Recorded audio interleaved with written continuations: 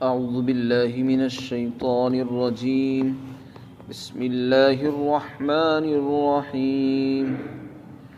وليستعفف الذين لا يجدون نكاحا حتى يغنيهم الله من فضله والذين يبتغون الكتاب مما ملكت أيمانكم فكاتبوهم إن علمتم فيهم خيرا وآتوهم مما لله الذي آتاكم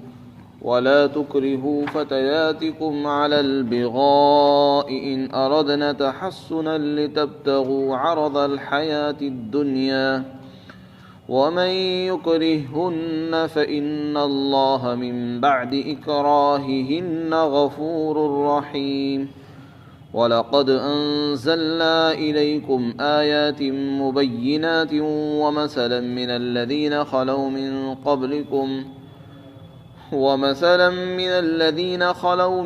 قَبْلِكُمْ وَمَوْعِظَةً لِّلْمُتَّقِينَ. اور جو لوگ نکاح پر قدرت نہیں رکھتے ان کو پاک دامن رہنا چاہیے یہاں تک کہ اللہ ان کو اپنے فضل سے مالدار کر دے. اور تمہارے غلام اور باندیوں میں سے جو لوگ مکاتب بننا چاہتے ہیں تو تم ان کو مکاتب بنا دو اگر تم ان کے اندر بھلائی دیکھتے ہو. اور اے مسلمانوں تم ان کو اس مال میں سے کچھ دے دو جو اللہ نے تم کو عطا کیا ہے. اور تم اپنی باندیوں کو زنا پر مجبور مت کرو اگر وہ پاک دامن رہنا چاہتی ہیں تاکہ تم اس کے ذریعے سے دنیاوی زندگی کا سامان حاصل کر سکو. اور جو شخص اپنی باندیوں کو زنا پر مجبور کرے گا تو ان کے مجبور کرنے کے بعد اللہ تعالیٰ ان کو بخشنے والا ہے اور مہربان ہے. اور یقیناً ہم نے تمہاری طرف واضح آیتیں نازل کی ہیں اور تم سے پہلے جو لوگ گزر چکے ہیں ان کے کچھ واقعات بھی ہم نے اتارے ہیں اور متقی لوگوں کے لیے ہم نے نصیحتیں بھی اتاری اور نازل فرمائی ہیں. گزشتہ آیت میں اللہ رب العزت نے نکاح کی ترغیب دی اور یہ حکم دیا کہ تمہارے معاشرے میں جو لوگ بغیر نکاح کے موجود ہیں رہ رہے ہیں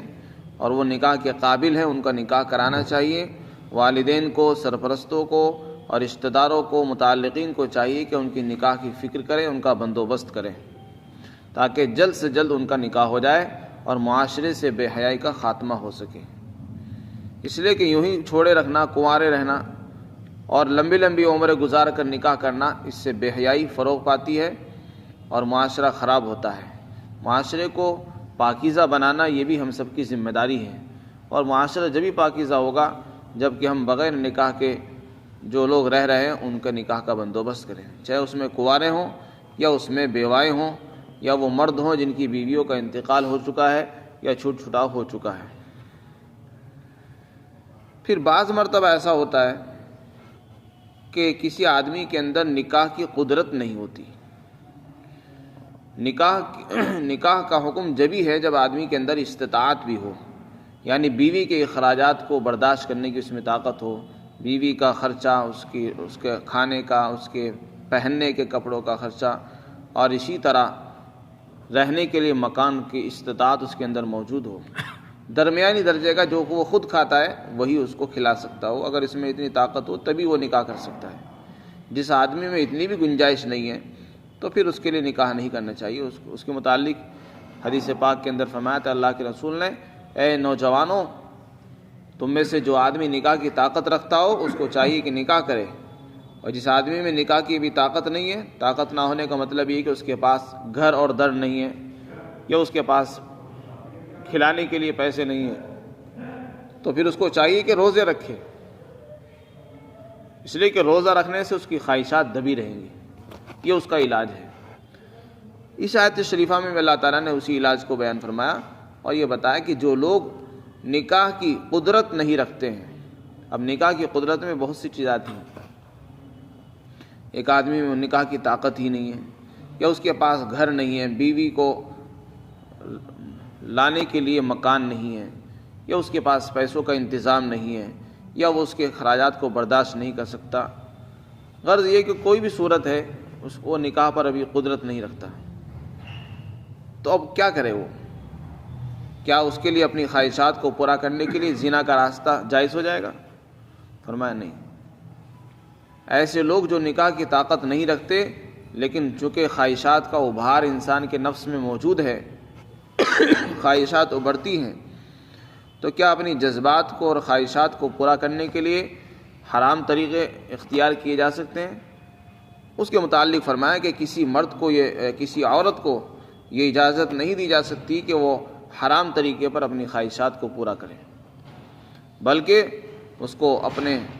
پاک دامنی کے دامن کو داغدار نہیں کرنا چاہیے۔ اپنی عزت کی حفاظت ہر مرد اور عورت کی ذمہ داری ہے،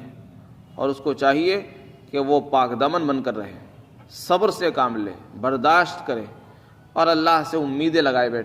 بیٹھا رہے، یہاں تک کہ جب اللہ تعالیٰ اس کو قوت دے، طاقت دے، استطاعت دے اس کے بعد نکاح کر لے۔ اور جب تک خود قوت نہ ملے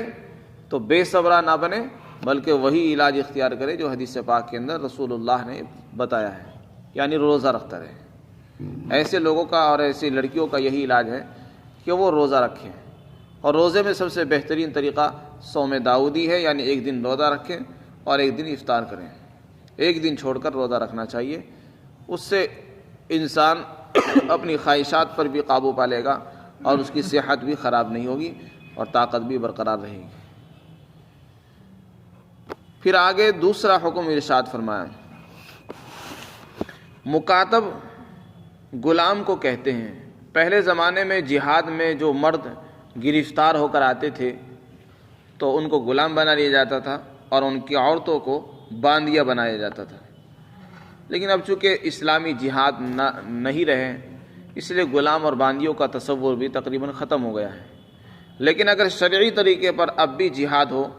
تو پھر جو مرد اور عورتیں گرفتار ہو کر آتی ہیں کفار اور مشرکین کی، تو ان کو غلام اور باندیا بنایا جاتا ہے۔ تو پھر وہ غلام جو ہوتے تھے وہ مجاہدین میں اور مسلمانوں میں تقسیم ہو جاتے تھے، ہر ایک کے حصے میں ایک غلام، کسی کے حصے میں 2 غلام، کسی کے حصے میں 3، اس طریقے سے جیسے بھی مجاہدین ہوتے تھے ان کو مل جایا کرتے تھے، اور پھر بہت سے لوگ اپنے غلاموں کو بازاروں میں بیچ دیا کرتے تھے۔ بعض مرتبہ غلام اور باندی یہ چاہتے تھے کہ ہم آزاد ہونا چاہتے ہیں، ہم کسی کی پابندی میں رہنا نہیں چاہتے، ہم آزاد بن کر زندگی گزارنا چاہتے ہیں۔ تو ایسے غلام اور باندی کیا کرتے تھے، اپنے آقا سے کہتے تھے کہ ہم آزاد ہونا چاہتے ہیں، تو ان کا آقا ان کو کہتا تھا، مالک، کہ تم مجھے اتنے رقم یا اتنے پیسے لا کر دے دو، کما کر لا کر دے دو، میں تمہیں آزاد کر دوں گا، چاہے وہ غلام ہو یا باندی ہو۔ چنانچہ ایسے غلام کو مکاتب کہا جاتا ہے۔ قرآن اور حدیث کی اصطلاح میں ایسے غلام کو مکاتب کہتے ہیں، یعنی جنہوں نے کتابت کا، لکھا پڑھی کا معاملہ کر لیا ہے، باقاعدہ طور پر لکھا جاتا ہے کہ تم اتنے پیسے لا کر دے دو، میں تمہیں آزاد کر دوں گا۔ چنانچہ وہ اسی دن سے آقا کی خدمت سے آزاد ہو جاتا ہے، لیکن غلام رہتا ہے۔ ابھی تک تو وہ جو کچھ کام کرتا تھا، مزدوری کرتا تھا، اس ساری کمائی وہ آقا کو لا کر دیا کرتا تھا، لیکن جس دن سے یہ معاملہ ہو جاتا ہے پھر اب وہ کمائی آقا کو لا کر نہیں دیتا، بلکہ وہ اپنے آزاد ہونے کے لیے پیسے اکٹھا کرنا شروع کر دیتے ہیں۔ تو ایسے باندی اور غلام جو مکاتب بننا چاہتے ہوں، آزاد بننا چاہتے ہوں، اور یہ چاہتے ہوں کہ ہم پیسے دے کر آزاد ہو جائیں، تو اللہ تعالیٰ نے فرمایا ان کو مکاتب بنا دینا چاہیے، لیکن اس میں ایک شرط بیان کی، اگر تم ان کے اندر بھلائی دیکھو، اگر تمہیں ان کے اندر کوئی خیر، کوئی بھلائی نظر آتی ہے تو تم ان کو مکاتب بنا دو اور ان سے پیسے لے کر ان کو آزاد کر دو۔ اب یہ جو بھلائی کا لفظ ہے، اس سے کیا مراد ہے؟ حضرات مفسرین کی اس میں مختلف رائے ہیں۔ بعض مفسرین نے فرمایا کہ بھلائی سے مراد یہ ہے کہ اس غلام کے اندر کمانے کی طاقت ہو، اس کو کمائی کا ہنر آتا ہو، اس میں اتنی طاقت موجود ہو کہ وہ اپنی محنت سے پیسے کمانے کے قابل ہو، اور اپنی محنت اور مزدوری کر کے وہ اپنے آزادی کے لیے رقم اکٹھی کر سکتا ہو، اس میں کوئی نہ کوئی ہنر ہونا چاہیے، کوئی کام اس کو آنا چاہیے، تب جا کے اس کو آزاد کرنا چاہیے۔ اور اگر اس کو کچھ آتا ہی نہیں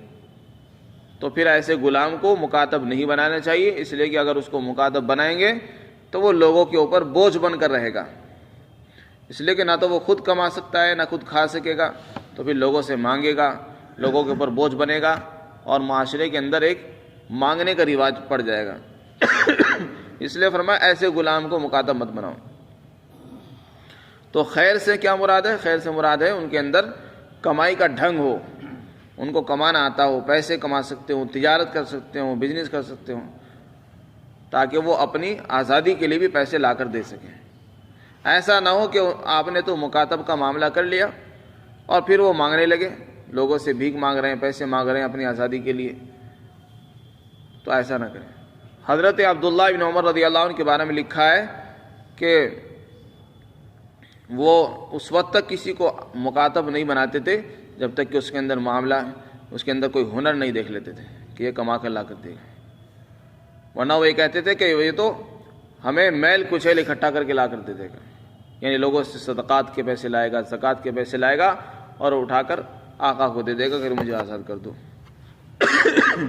تو خیر سے یہ مراد لیا ہے کہ اس کے اندر کوئی ہنر ہو۔ بعد نے فرمایا کہ نہیں، خیر سے مراد اس کے اندر نماز کی صفت ہو، یعنی وہ نماز قائم کرنا جانتا ہو، نماز قائم کرتا ہو، دیندار ہو۔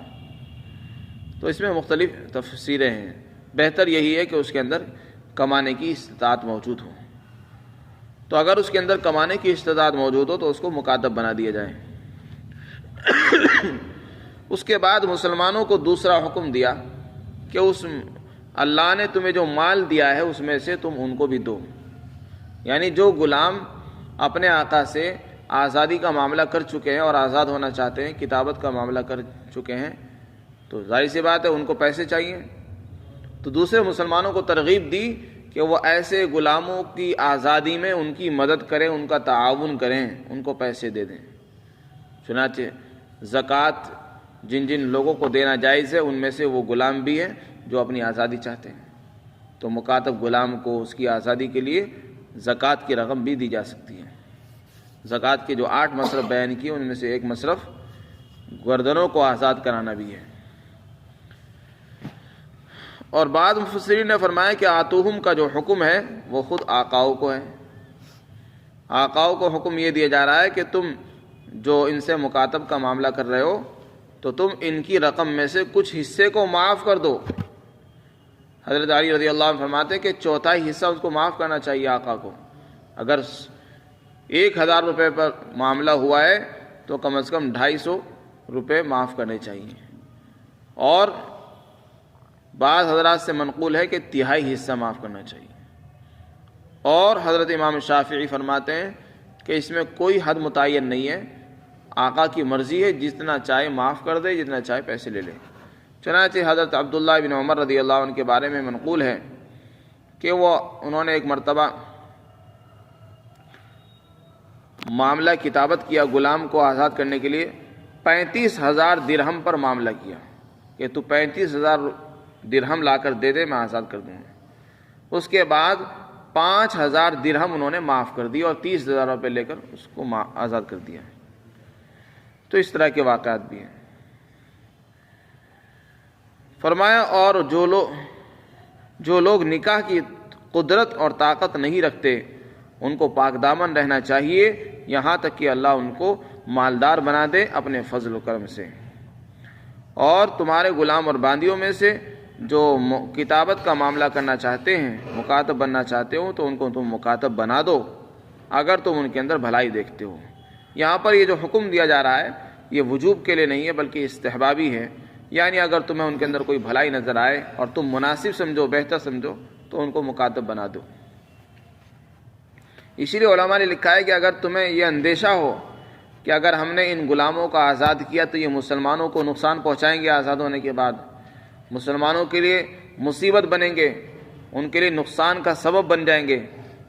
تو ایسے غلاموں کو آزاد نہیں کرنا چاہیے بلکہ ان کو اپنی ملکیت میں برقرار رہنا چاہیے۔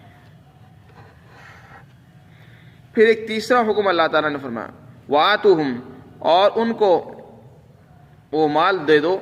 جو اللہ نے تم کو دیا ہے۔ یہ حکم بعض مفسرین نے فرمایا کہ آقاہو کو ہی ہے، بعض نے فرمایا کہ نہیں یہ دوسرے مسلمانوں کو ہے، دوسرے مسلمانوں کو ترغیب ہے کہ وہ اپنے مال میں سے ان کی مدد کریں۔ تیسرا حکم اللہ تعالیٰ نے یہ ارشاد فرمایا کہ جو تمہاری باندیاں ہیں ان باندیوں کو زنا پر مجبور مت کرو۔ زمانہ جاہلیت میں بہت سی عورتیں زنا کا پیشہ کرتی تھیں، یعنی حرام کاری کے ذریعے سے پیسے کماتی تھی، اور باقاعدہ ان کے گھروں پر جھنڈے لگے رہتے تھے اور لوگ دور سے پہچان لیتے تھے کہ یہاں طوائف رہتی ہیں اور ایسی عورتیں رہتی ہیں جو پیشہ کرتی ہیں۔ تو اس زمانے میں جو باندیاں ہوتی تھی لوگ ان کو بھی اس کام میں استعمال کرتے تھے۔ جب اسلام آیا تو اسلام نے اس حکم پر پابندی لگائی اور زنا کو حرام قرار دیا، اور جو لوگ زنا کے ذریعے سے پیسے کماتے تھے ان کی کمائی کو بھی حرام قرار دے دیا، اور ایسے لوگوں کو منع کیا کہ اپنی باندیوں کو اور اپنی خادماؤں کو زنا پر مجبور مت کرو، یہ کمائی ان کے لیے حرام ہے،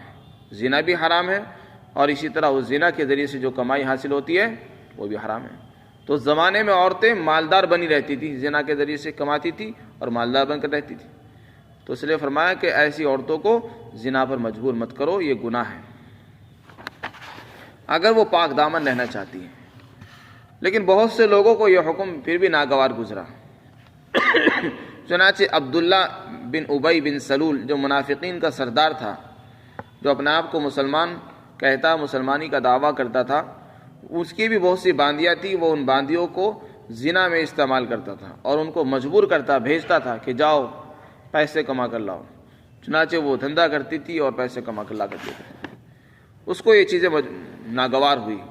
تو اس پر یہ آیت شریفہ نازل ہوئی کہ تم اپنی باندیوں کو مجبور مت کرو زنا پر اگر وہ پاک دامن رہنا چاہتی ہیں۔ پاک دامن رہنا چاہتی ہے اس کا یہ مطلب نہیں کہ اگر پاک دامن رہنا نہیں چاہتی تو پھر اجازت ہو جائے گی، نہیں، یہ تو ایک غیرت دلانے کے لیے کہا جا رہا ہے کہ ایک تو وہ باندیا اپنے آپ کو پاک رکھنا چاہتی ہے اور تم ان کو مجبور کر رہے ہو گناہ پر، یہ تمہارے لیے غیرت کی اور شرم کی بات ہے، اور تم صرف دنیاوی زندگی کا سامان اور دنیاوی دولت کو حاصل کرنے کے لیے یہ سب کچھ کر رہے ہو، یہ تمہارے لیے ڈوب مرنے کی زندگی ہے، اور غیرت آنی چاہیے، تم کو شرم آنی چاہیے۔ لیکن اگر کوئی آدمی مجبور کرے کسی عورت کو یا کسی باندی کو یا کسی بھی اپنی خادماؤں میں سے کسی بھی عورت کو زنا پر مجبور کرتا ہے اور زبردستی اس کے ذریعے سے اس کو زنا پر مجبور کرتا ہے اور اس سے پیسے حاصل کرتا ہے، کماتا ہے، اور اس کا یہی دھندا ہے، تو ایسے لوگوں کے متعلق فرمایا کہ اگر وہ عورت خود اس پر تیار نہیں ہے، یعنی اپنے دل سے اس پر راضی اور خوش نہیں ہے بلکہ وہ مجبور ہے، تو پھر وہ عورت گناہگار نہیں ہوگی اور اس عورت کو عذاب نہیں ہوگا، نہ اس پر حد زنا لگائی جائے گی، بلکہ ایسے لوگوں کے متعلق فرمایا کہ اللہ تعالیٰ ایسی عورتوں کو معاف کرنے والے ہیں اور بڑا مہربان ہے۔ لیکن جن آقاؤں نے ان کو مجبور کیا ہوگا وہ آقا گنہگار ہوں گے اور وہ سزا کے بھی مستحق ہوں گے، ان پر حد بھی جاری ہوگی، اور ایسے لوگ گنہگار ہوں گے، ان کی پکڑ ہوگی۔ ان کے متعلق فرمایا وَمَن يُكْرِهُنَّ، اور جو لوگ ان باندیوں کو مجبور کرتے ہیں یا کریں گے تو اللہ تعالیٰ ان کے مجبور کرنے کے بعد ان عورتوں کو معاف کرنے والا ہے اور ان پر رحم کرنے والا ہے، یعنی ان کو معاف فرما دے گا۔ پھر آگے ایک عام حکم ارشاد فرمایا کہ دیکھو یہ جو ہم نے قرآن اتارا ہے اس میں 3 چیزیں ہیں، واضح احکامات ہیں، بالکل کھلے،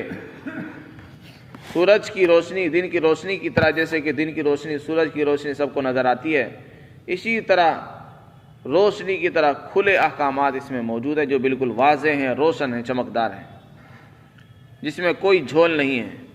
اسی طرح پہلے لوگوں کے واقعات بھی اس میں موجود ہیں اور نصیحتیں بھی موجود ہیں۔